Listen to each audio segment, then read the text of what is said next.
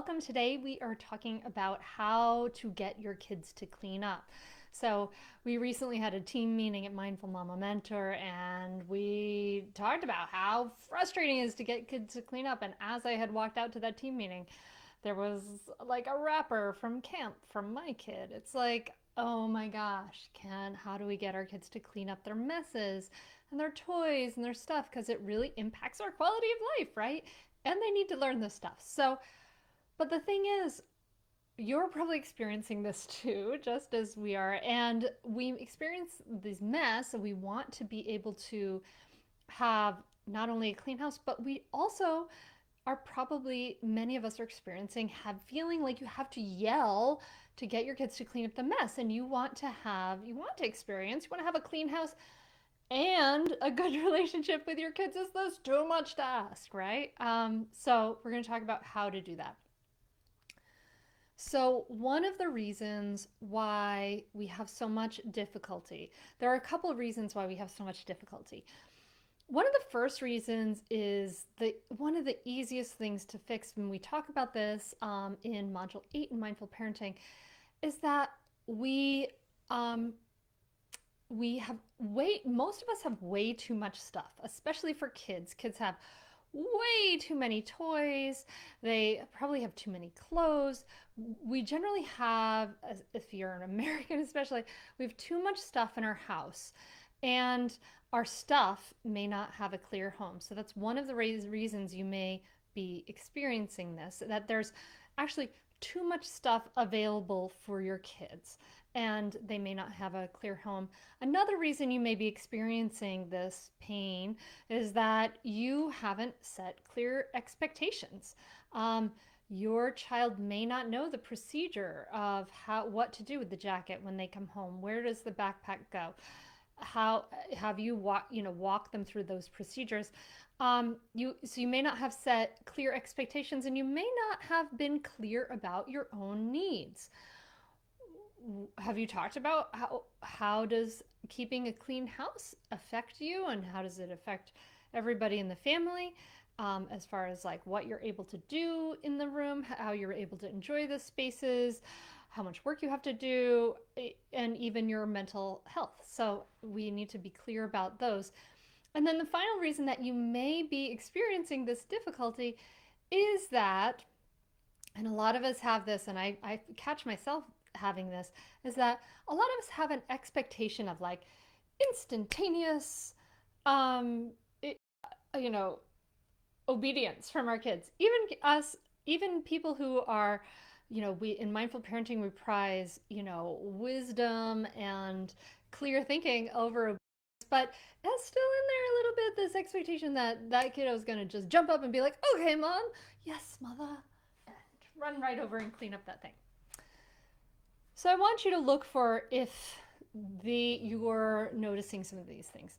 Too much stuff available, not things with a clear home, not clear expectations. You may not have been clear about your needs, and you may have this unrealistic expectation of instant obedience, which is a little crazy. I just have to question that because we don't expect adults. We have lower expectations for adults. We don't expect instant obedience from our partners and other adults for most things. So why do we expect that for kids?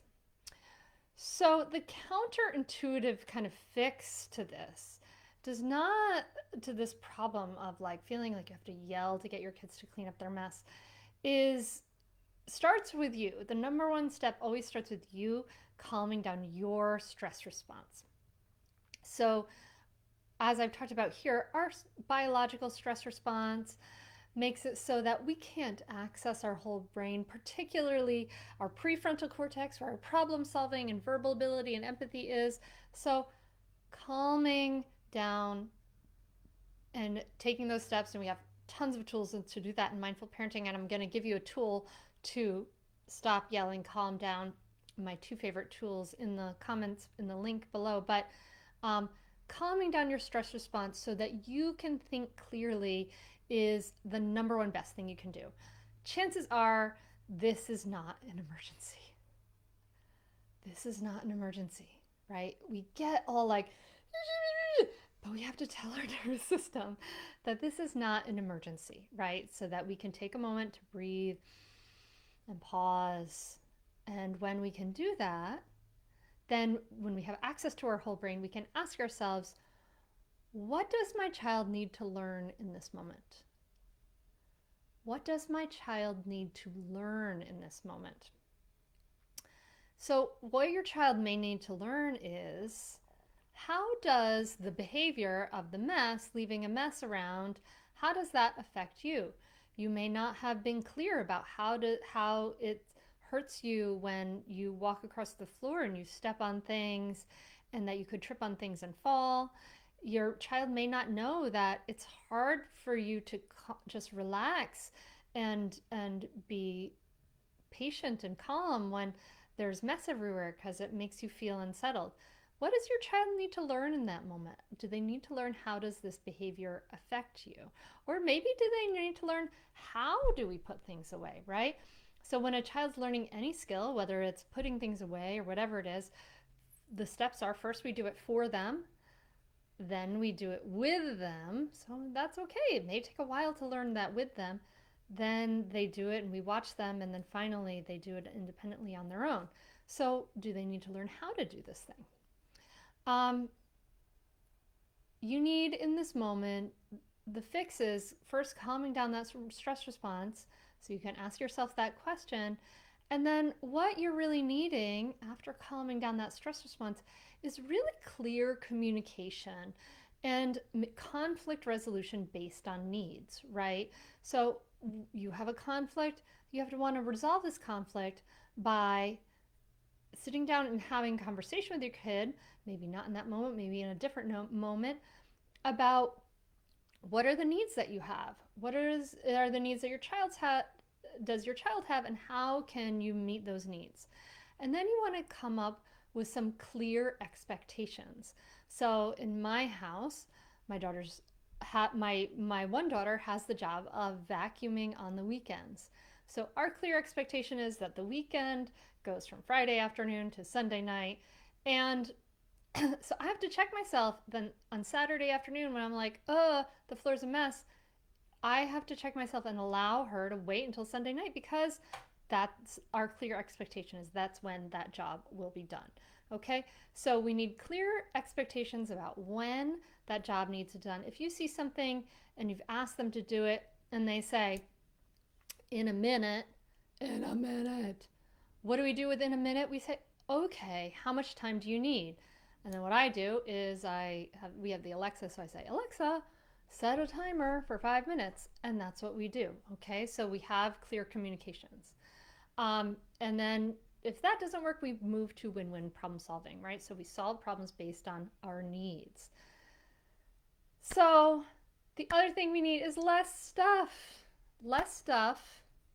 more teaching, clear expectations. And then finally, it's really, really important to wait until those chores are done, wait until those responsibilities are done before you allow the fun stuff. So if your kid gets iPad time, it's probably a good idea to wait until the other things are cleaned up, until your child gets access to the iPad. Just using kind of logical, natural consequences like that makes sense. I'm not making up a punishment. I'm using the natural consequence of, like, hey, first we do fun stuff, first we do responsibilities, and then we do fun stuff. But the key is clear expectations, and you have to give your child a chance to do it. So you might have to bite your tongue, practice calming down your reactivity while you give your child some time and a chance to get that thing done. So if you are dealing with mess, how do you get your kids to clean up? And you want a good relationship with your kids, this is how we do it, right? We need to reduce the stuff. We need to calm our reactivity. We need to have conversations and set clear expectations and be clear about our needs, as well as checking our expectations. So I hope this has been helpful. Do you deal with mess in your house? Do you? Then let me know in the chat. And I know that we've all got some tips and tricks. What are your favorite ways to make cleaning up more fun? I would love to know that in the chat. Let's start this conversation here and we'll bring it over to the Mindful Mama Mentor Tribe Facebook group. Okay, take care. Namaste.